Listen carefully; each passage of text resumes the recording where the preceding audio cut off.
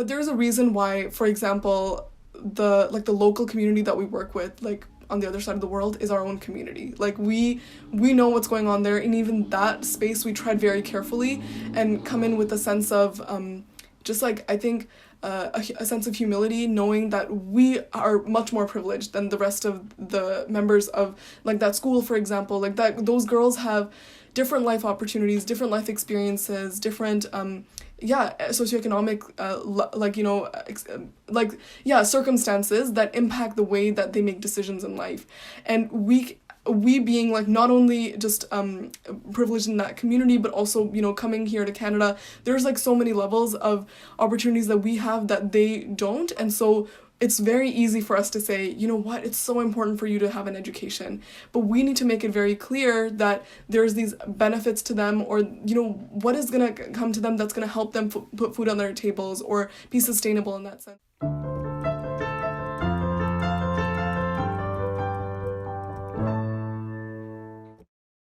Hello, everybody. Welcome to Different Boat, Same Storm, a video podcast aimed at kindling empathy amidst this global pandemic.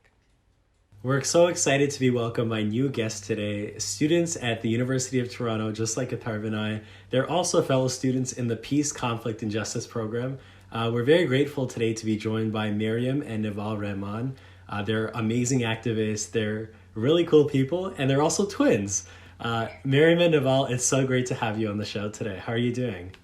Thank you so much for having us. We're doing well, and hope you all are too. We are. Might I say, this is the first time that we're having two guests at the same time. But I for some reason, when I think Maryam, I think Nivaal. When I think Nivaal, I think Maryam. Y'all are just so inseparable, even in class, I remember. Because our interactions, as Abhay mentioned, even though we're in the same program, we've never properly physically met each other. Just because of the way this year has been. So our interactions with them have always been in a Zoom call with both of them in the same screen and talking this coordinated manner, which you will see today. So this is very surreal. Yeah, no, I think it's great just having everyone together today. And again, like Maryam and Nivaal, you are activists. You run your own nonprofit called the World of MNR. And we'll get all into that. I'd love to start, though. I mean, Maryam and Nivaal, how would you describe yourself to someone who doesn't know you? And again, for us only interacting through this Zoom screen, who are you? Mm-hmm. Well, thank you so much again for that introduction. I think there's so many ways to describe like the work that we do, but at the heart of it all, I think we're activists and like to be identified in that sense, because so much of the work that we do is related to activism and raising awareness about different issues, but we're also storytellers, and we tell stories in different ways, like through filmmaking and writing and photography. And as humans, I think we're all storytellers in one way or another, but we've really embraced that in different aspects of our lives. So I think those are just two main, I guess, just ways that you could describe what we do. But we're also like the co-founders of our own nonprofit, and really excited to work always with young people in, making a difference globally. So yeah, those are just some ways to introduce us. Wow. The way you just casually said that just goes to show the level of brilliance that we're dealing with here. And all of that is incredibly impressive. And I urge all of our viewers to check Maryam and Nivaal's amazing work out there, and I know that there's a lot there, and we'll get into that. But one thing that you said really resonated with me personally, and it's something that Different Boat, Same Storm is all about, is this primal instinct of ours for stories, for storytelling. It's how we share with each other, and it's how we learn from each other. And being able to harness that and tap into that and empower others to do the same is a very noble cause. Thank you so much. Yeah, for sure. I definitely agree with that as well. It's like storytelling, and then the different mediums that we have available to us now to be able to tell these stories is so incredible too. Like it's crazy to think that like 3 centuries ago, like film didn't exist, or like photography is so recent too, but now it's like such a like an integrated part of our society, and there's so many different ways we can use it too. But I think like the potential in that is really crazy. But yeah, storytelling stretches back all the way since like humanity, but like started, and yeah, like I think it's still a really powerful tool that we can use in so many different ways now, and its applications can vary from just like, you know, this desire to like learn from each other and about each other, but then it has applications in like activism as well that can be really powerful and meaningful too. So I think in exploring that, that's been really interesting for us as well. Yeah, definitely. I think storytelling, again, like Atharv said, it is primal, and it's something that we all like to do. We like telling stories about ourselves and others, and you both have been able to do so through filmmaking, through documentary. So you call yourself activists, and we recognize that you're amazing activists. How did you get involved in this activism journey when you were young? And I know you started at a very young age. What brought you to that field, and how has that process been of developing over time with that lens of looking at the world as activists? Mm-hmm. Yeah, so we actually started our journey when we were 8 years old, and so we grew up in Pakistan until we were around 5, moved to Canada, and when we say Pakistan, we also mean like Azad Kashmir, like really different places, but really similar as well in some ways, and so I think it was during, we had like a strong connection to both areas, like even though we were like immigrants to Canada and really loved this place as well, and I think it was that process of like knowing that another world exists, or like a place where there's, you know, the social issues in Pakistan and Azad Kashmir as well are just so, they appear much more commonly, and so you can see them a lot more commonly, and that's the same for many countries that are not as wealthy as Canada or the United States around the world. And I think that was important though for us to know that from a very young age, that there's people who have, you know, less access to opportunities than us, who are less privileged than us, and knowing that it's not okay for that to be the case. Like we have a responsibility to take action. We have a responsibility to give back to those who don't have the same resources as us. And so it was during our trip to Pakistan when we were 8, as I mentioned, that we visited a girls' school in our village in Pakistan that our grandmother had donated the land to build, and she really believed in girls' education. Like there was a boys' school in the village, but the girls didn't have that available to them, and she had this dream to make sure that the girls went to school as well. And when we visited that school, we met these other young girls who had the same dreams and hopes and aspirations as us. Like some of them wanted to become teachers, some of them wanted to become doctors, but as we were having these discussions, some of them told us they were going to quit school when they reached grade 5, and that was so shocking to us. Like it was, I think at the time, because like coming in from Canada, like school was something you don't quit school, right? Like that's something that was a privilege for us to recognize at the time. But learning from those girls, like we wanted to make sure that they continue their education in whatever way they could, and you know, just spending a lot of time learning about why. Like it was not like like I guess as we grew older too, like we recognized there's lots of stereotypes about like Pakistan or like countries like lower income countries like that, or rural communities like the one we were in, and so thinking that like, oh, the parents are doing that on purpose, they just don't want their girls to have just equal opportunities as boys, but that's not the case. It has to do with it affects like lack of access to education affects boys and girls, but perhaps girls more profoundly because of like an intersection of multiple issues. So you know, like poverty is one of the major issues, like not being able to think in the long term because you have to think about how to put food on the table that day, and so recognizing that, but also like figuring out how do we make this a viable option, or how do we like work with the parents and their girls to you know, present this as like an opportunity where you just even like if they completed into like grade 12, like this happened like I guess organically, that there was like a factory that was built in the village where it's like they were offering like jobs for, it was like better paid jobs, but you need to have like at least 12 years of education to work there, and it wasn't like bad working conditions, it was like a decent job to have, but even like showing them that opportunity, like this is like, if you can't like think about like bigger opportunities, like, you know, like becoming like a doctor or a teacher or something, like if that seems out of reach, like using examples like that factory and being like, that's like a really well paid opportunity, and you can have 12 years of education and go there. And so like working with the parents and their communities like in that way like was really important for us. And every time we would go on family trips, I'm sure like you both know as well, I'm not sure if you've been to India or like in like the South Asia region, but like family is super important and you have to visit them all the time. So we would go and like our family would be waiting at home and they're like, but we're running off to the school, we're like, yeah, we'll meet you later. So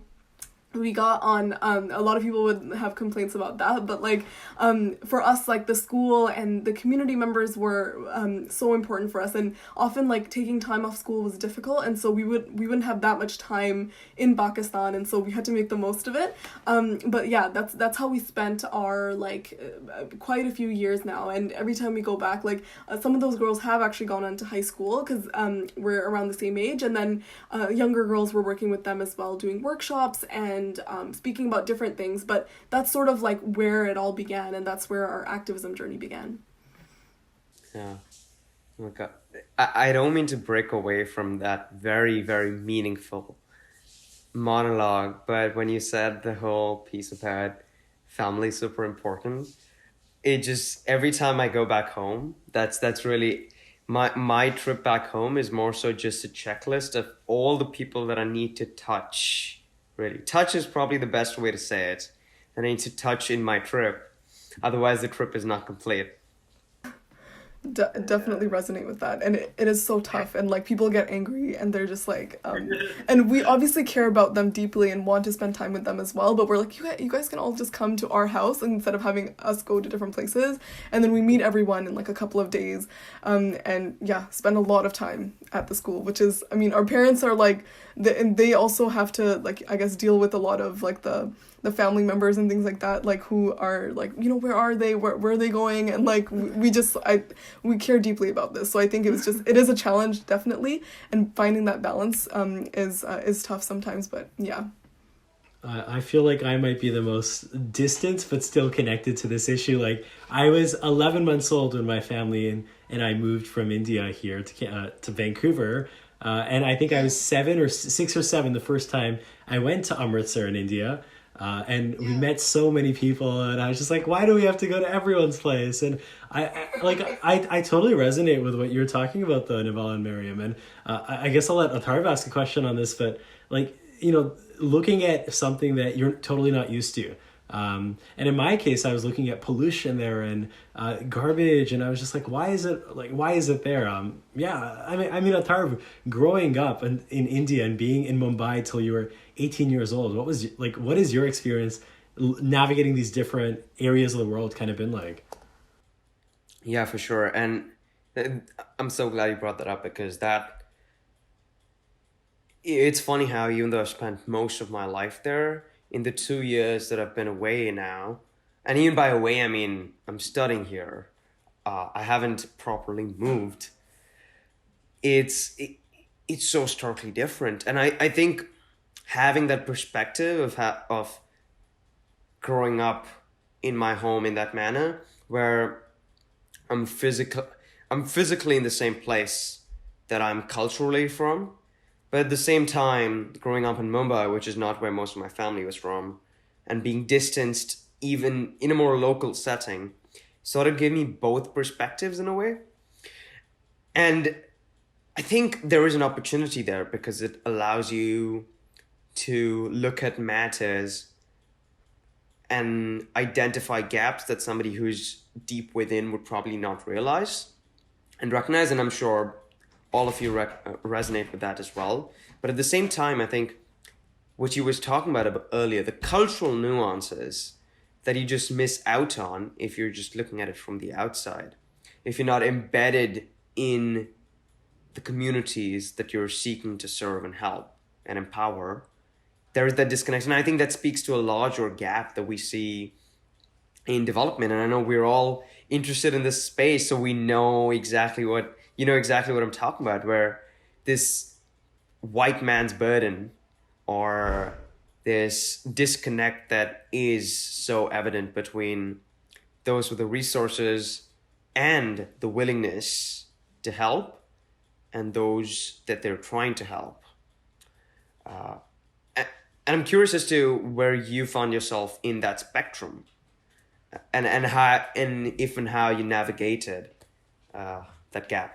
Yeah, and that is so real. And also, like, as we've grown up, like, also, like, we've done a lot of work here in Canada as well with different organizations, and have navigated, like, you know, what they do and who they are in different ways. And as we've gone into university as well, we did a course last year actually on rethinking development. It was so meaningful. But thankfully we had been very careful since the beginning, and we actually watched this documentary called Poverty Inc. very early on in our activism journey of, like, you know, starting our nonprofit and things, and we're so grateful for that because we were super intentional about the work that we did.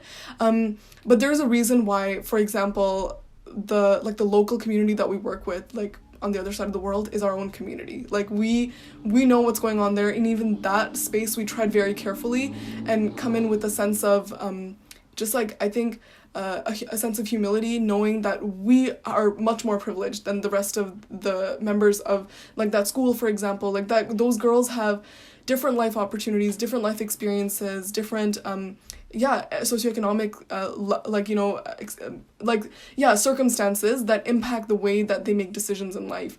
And we being, like, not only just privileged in that community, but also, you know, coming here to Canada, there's, like, so many levels of opportunities that we have that they don't. And so it's very easy for us to say, you know what, it's so important for you to have an education, but we need to make it very clear that there's these benefits to them, or, you know, what is going to come to them that's going to help them put food on their tables or be sustainable in that sense. So I think, yeah, that's something that we recognize a lot. And so that's why the work of the World of MNR, we work, like, in our local community in Pakistan, and then also, like, the rest of the work we do is advocacy or policy related, because we recognize that, like, local initiatives can only do so much. They can improve the community, but unless you change the systems that are creating inequalities, that are creating these discrepancies in society that prevent a lot of individuals from having opportunities and the resources that they need, we're not going to be able to make sustainable impact and sustainable changes. So we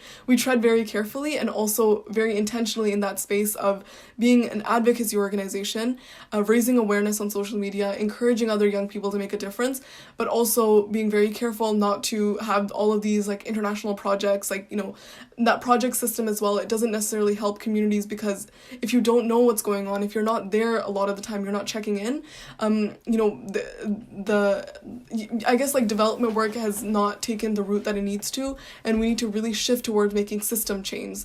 So that goes for climate change as well as just, like, other development work and solving poverty and girls' education as well. But And I think on a last note with regards to this, it's, like, not coming in with, like, a feeling of, like, you know, I know better, or I know more than you, therefore you should listen to me and all the things I have to say. It's more coming from a perspective of, like, you know, this situation is not the best, like, I don't understand it, but I want to learn from you, and then we come up with, like, a common goal, like, if this is something that you really want to do. And, like, obviously, like, people, like, they want to send their daughters to school, they want them to have a good education access, just like we do over here, and they have a right for that. And so, like, you know, really working with them to make sure that we are, like, working in collaboration, not, like, in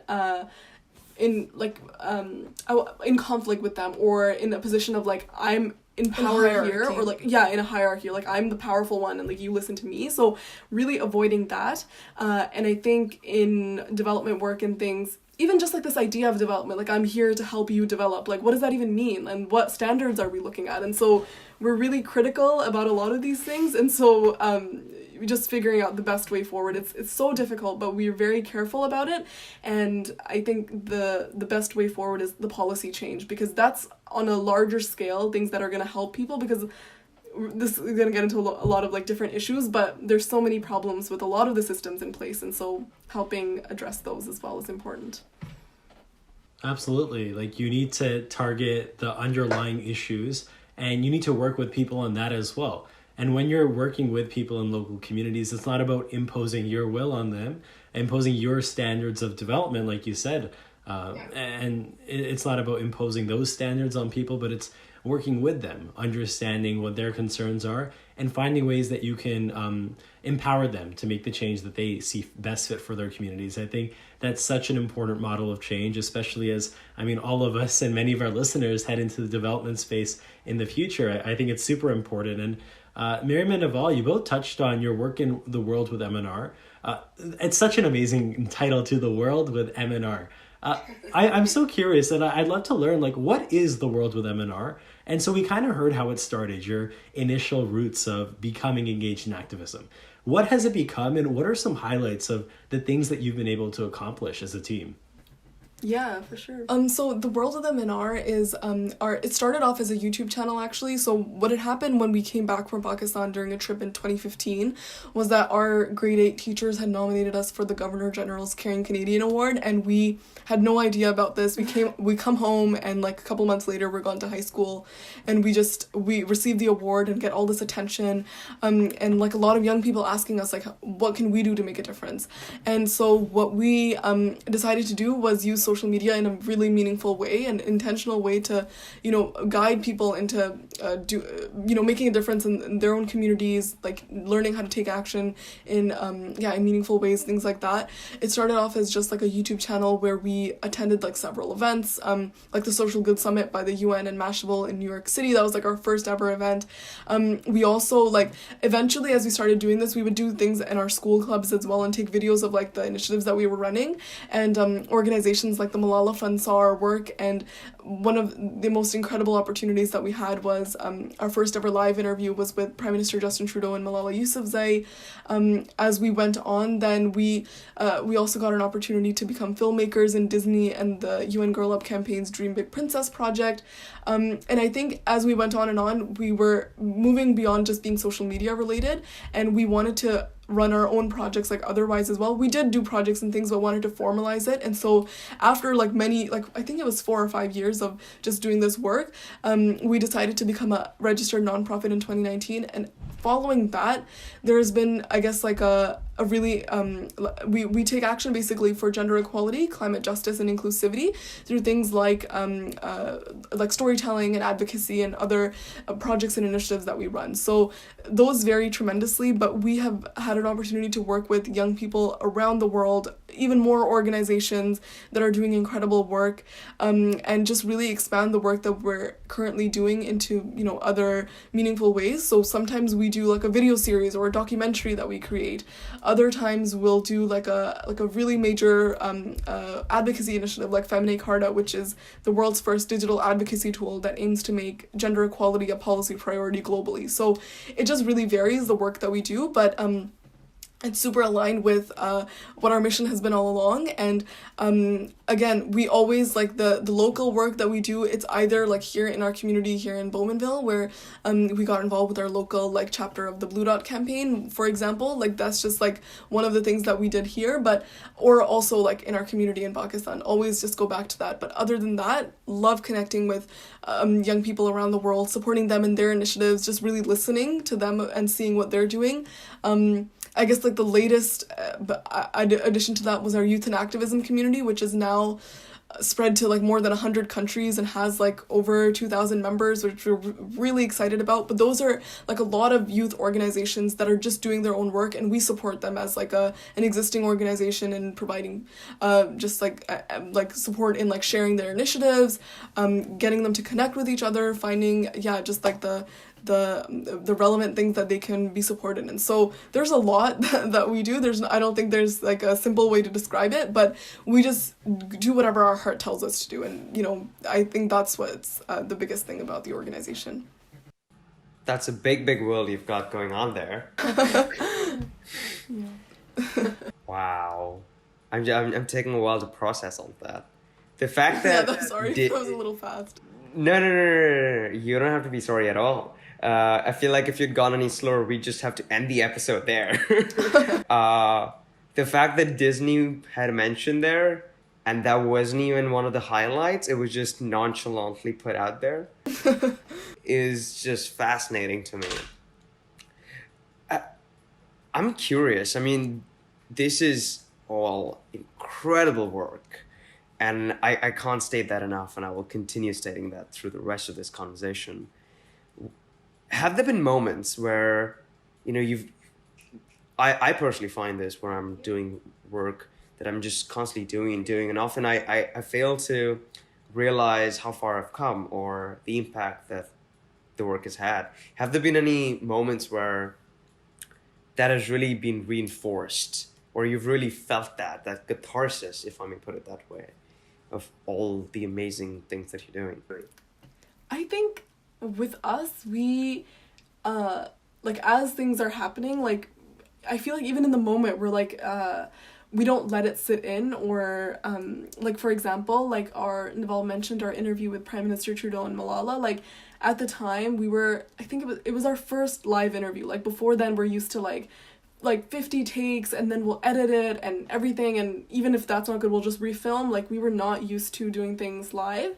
Now we're used to that, but that was at the very beginning. So when we were doing that, the way that we were able to move on with the interview and still do a decent job was because we didn't let it sit in. We're we can't think that we're doing this right now, because that's too much, and that's we're gonna freak out, and it's live and whatnot, it's not gonna be good. So even at the moment, we were telling each other in order to stay professional and to make sure that we're doing a good job, is thinking this is our this is our job right now. We need to make sure that we're doing and we can't think of them as this is Prime Minister Trudeau and Malala, and really let that get to our heads. So what we did, and what our we were just telling each other that, and so even in the moment, we're not thinking about it, and then after that, we're it's just moved on, and there's a whirlwind of things that you do, and so you forget about it then too. So I'm not saying that we don't appreciate the things that we're doing or live in the moment.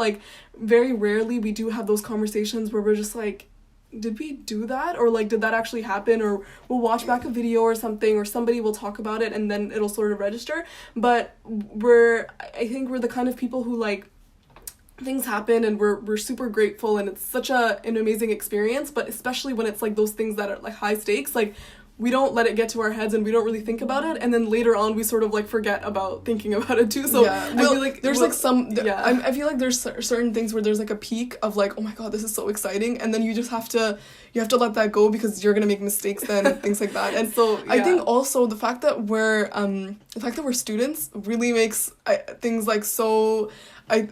We have so many things going on in our minds. I remember when we were doing our work with Disney and filming and things like that, first of all, that was a dream come true, and the most, I'm not trying to sound cliche because it's Disney and dreams and things like that. Also, the campaign is called Dream Big Princess, but we were always unapologetic Disney fans. People would as we were growing up, I just remember this very vividly, that we I had told a girl in my class about did you watch this new Disney movie? It was Enchanted had come out at that time, and the girl just looked at me and the most I don't know, just... You were in grade 5 at the time. Yeah, I was in grade 5, and she looked at me and she said, I don't watch princess movies. And I was just what? Why don't you watch princess movies? And I love princess movies, and I was just...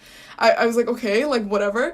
And I think we stayed true to ourselves, and just loving things Disney unapologetically, and later on, look at where we were. We were working with Disney, redefining what it means to be a Disney princess in such a meaningful way. But, so that whole project was just I think there were so many things that were they just keep on giving you surprises, and it's so overwhelming. And then you have to speak to your parents a lot, because that just I think that makes it a lot more we'll talk to each other, but we just it doesn't register for us. And on top of all of that, we're literally going on our trips, doing our shoots and things like that, and we have to study for a test, or we have to prepare a presentation. We're in the hotel, and everyone on the shoot knows as well that we have a test coming up, and some of them, I remember one of the times that we were doing a shoot, not necessarily for this but for something else, a lady that knew, she had done calculus in high school as well. We weren't doing calculus, but we were doing a math test for another thing. She was I can help you, and just people, I think it's very clear that we're students, and so even if we're super excited about something, there's that anxiety of oh my god, I have a test coming up, and now I'm doing this, and I have to focus on that. So yeah. I think that's also what distracts and keeps it away from really registering what's going on. I think that's why we're so happy right now to have this time off from school, so we can just focus on this work. But I think the biggest thing for us is that the issues that we're trying to tackle, like, you know, making gender equality a reality, or, you know, achieving climate justice, they're so big, they're huge, and if we keep on like there's no stopping, right? And it's almost as if we're like running out of time. I don't know, we love to like just keep on pushing ourselves and doing more and more and more. Obviously, like, mental health and taking care of yourself and slowing down sometimes is good as well, and we've learned that the hard way, but we also have, like, after one thing happens, we have like 50 other things in mind that we want to do, and we need to work towards. And I think that's what really we have like after one thing is we have another vision, and we have another vision, and we just keep on going after that. So that was a long-winded way to answer your question, but I think it revealed a lot about our journey and what it's been like. So yeah. Totally. I think, like, what you said perfectly, like, you have so many visions of what you want to achieve, and you've been able to do so much by acting on those visions, like from Disney to all the different campaigns that you talked about. I think it's wonderful. And again, Maryam and Nivaal, we've talked a lot about, like, the macro sense of things, like the impact that you had, the big issues in the world, like how we approach development and gender equality and so many different issues. I'm very interested. So as someone with an older sibling, Atharv, I know you have a younger brother, what is it like working together as siblings, and not just siblings, as twins? Are there ever times when you get competitive, or you want, you know, like the normal sibling things that happen? Like, do you guys fight with each other? How has that process been?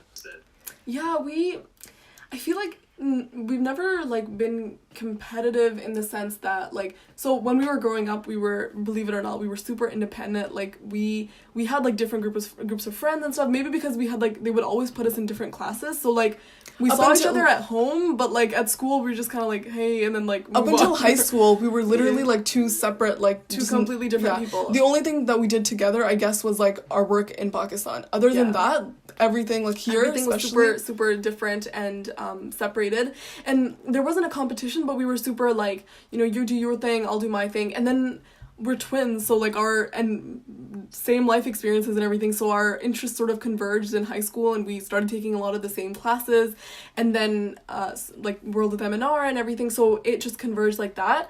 And it's been like, there's no competition, but it's like we want to make sure that if we're doing something, we're both doing it together. And so if one of us like gets something or does better than the other one, like, there's no like joy in that. You're just like, you want the other person to do just as well or be doing the same thing. And so there are like independent things, like we're working over the summer and we have different jobs, like that's fine, but it's like both of us need to have a job, you know? So it's like that. So we're sort of like aligning our experiences that way. And it's so like, when we think about our goals, if we think about the things that we want to do, it's like both of us. It's very much like, these are our goals, not like my goal or her goal. It's like, what are the things that we want to do together? And it was at the beginning, I think, getting used to this mindset, it took a lot of like conversations and like shift of mindset, because we went from being like different people to like converging. But now there's not even a question about it, where it's like, it's both of our goals, and we don't even like talk about it in that sense anymore. It's like, so what do we want to do next? And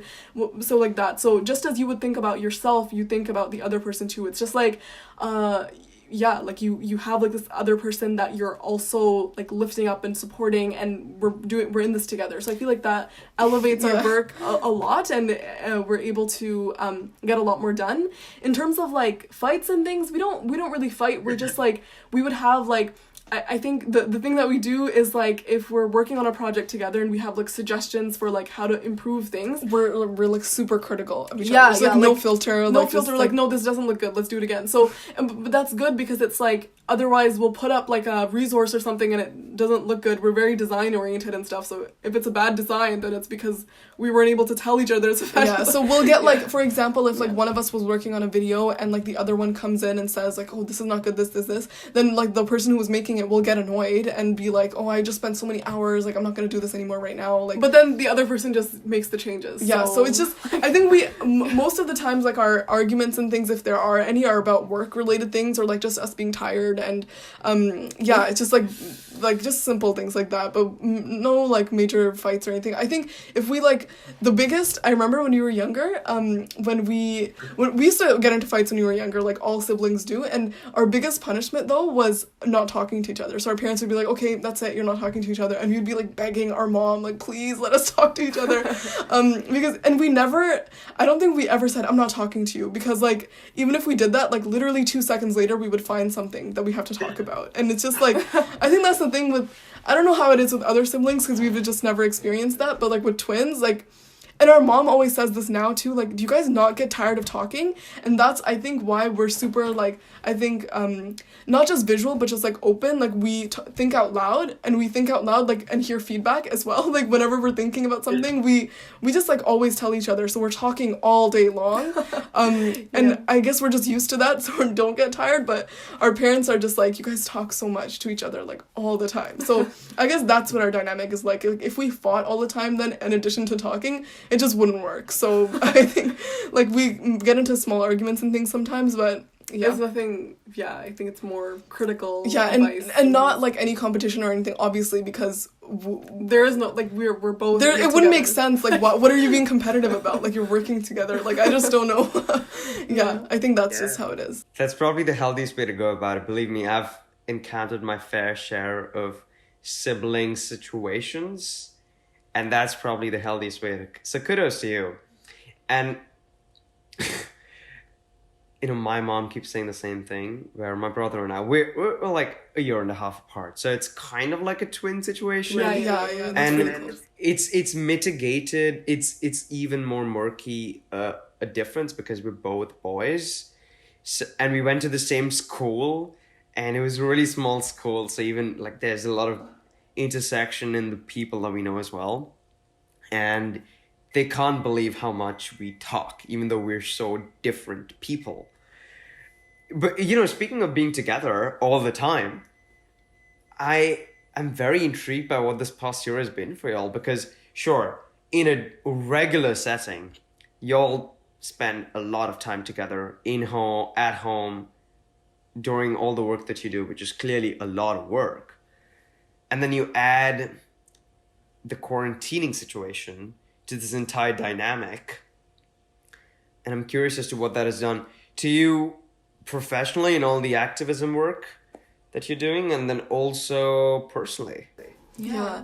I think, so for us, actually, like, when we were, we used to, like, obviously be together all the time before, too, but, like, we were always on the go, and, like, there was things that we wanted to do, like, TV shows that we wanted to watch together that we didn't get a chance to watch, and so we would still, like, watch things, obviously, but, I think that was the biggest thing. Like, we love, I think storytellers like consuming stories as well, so we like analyzing, like, how did they film this, and, like, figuring it out after, and, like, things like that. So that was really fun at the beginning, and still is. Like, we've have a lot more time to just, like, watch TV, and I think that's something really good, because we didn't have that much time before, so we found a lot of joy in that.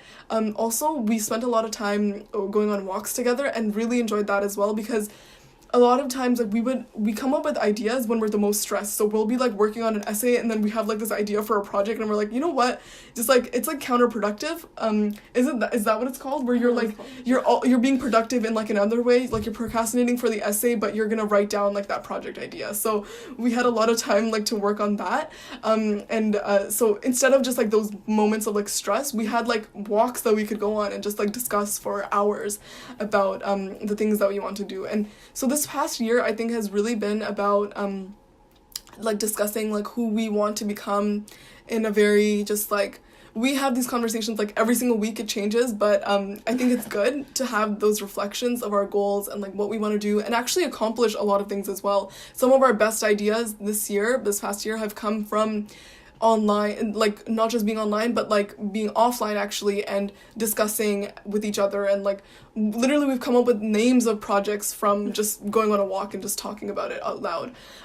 So the work that we've done has definitely been online. We've done a lot of different initiatives and things, but we've had to really think outside the box for how we can still be effective in that space. And I think, like, professionally, we've actually been able to reach a lot more people than we usually do, because it's not just based in one community, it's global, and I think that's the beauty of being online. Also recognizing that, like, not everybody has that access is super important. And then I think personally, just it's been a relief to be at home, spend time with our parents, and just not be running between buildings at school and university all the time. So I think it's been really nice, and we've been so grateful that again we're in a place of privilege. Like there's a lot of people there's like much worse places to quarantine, I would say. Yeah, and also like just people have a really tough time throughout the pandemic. Like so many things have happened. People have gone through so much, lost loved ones, and we've for the most part stayed pretty safe. Not much has happened. Like we're really grateful for that, and yeah, I think there's a lot to reflect on. But in terms of projects, like some of the ones that we mentioned, like Feminine Carta came out of the during the pandemic, and Youth and Activism also came during the pandemic that we created. So yeah, it's been super busy, and there's like countless other ones that I'm just not gonna get into because it's just I'll be listing all of them. But yeah, it's been really positive in that sense as well. The impact we've been able to create.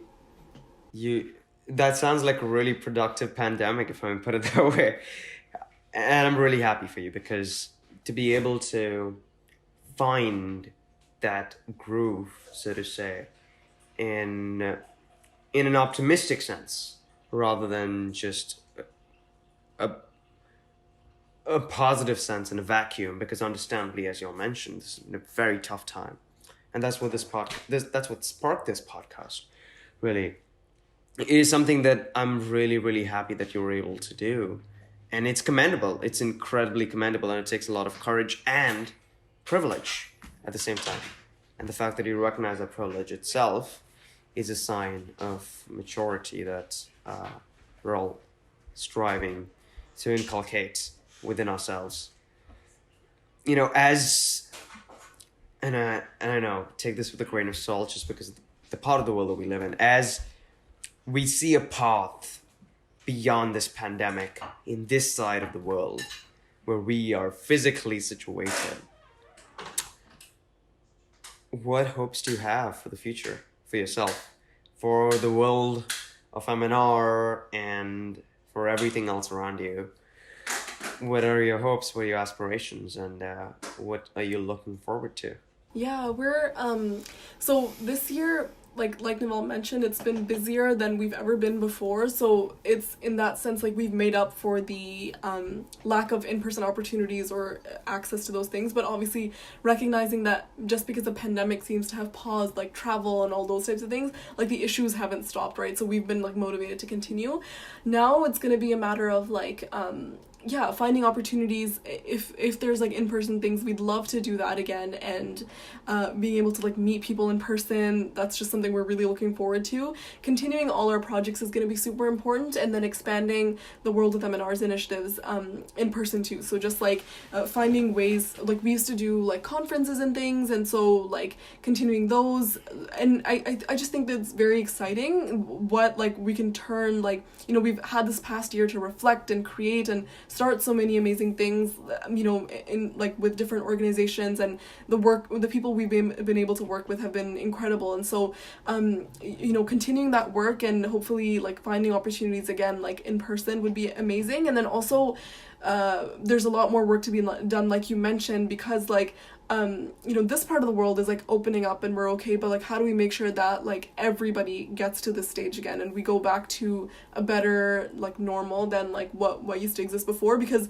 I feel like the pandemic is like a reflection of society as it already was. It wasn't anything like new per se, because it was just again like a reflection of a lot of the flaws and issues that we already had. And so how do we mitigate these issues? How do we continue working for a lot of these causes? And it's just going to be a lot of that, and then hopefully again in person and traveling a lot more. Like, yeah, we used to like there were so many years where I feel like before like in the lead up to the pandemic, we were like traveling like every couple of months or like several times a month, and it was just so much fun, and we loved that, like love getting to see new cultures, new places, getting a chance to attend conferences in person, meet people in person, all those types of things. And slowly those opportunities are coming back, like even now as like people carefully open back up, especially in the side of the world, and hopefully we can do more of that as the years come forward. We definitely have a lot of plans for ourselves, but yeah, just really looking forward to that as well. I think we really enjoy just getting out of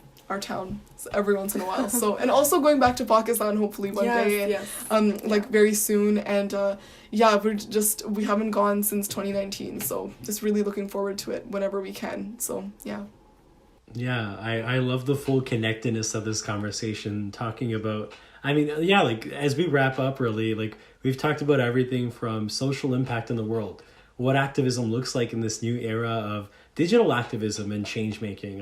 And again, Maryam and Nivaal, your story is very inspiring because you saw a problem in a community that you were familiar with, and you didn't impose your will on people, but you worked with people to create a change.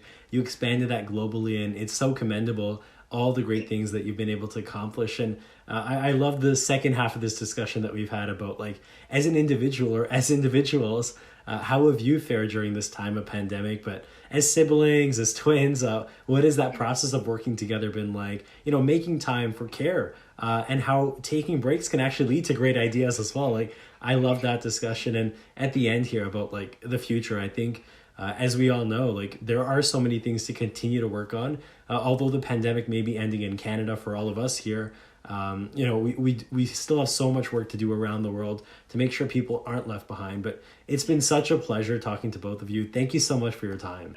Oh, thank you so much for having us. It was a joy to be here. Yeah.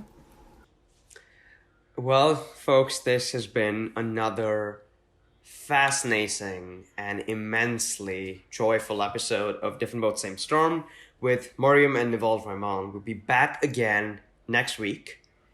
Different guest, same time, different boat, same storm.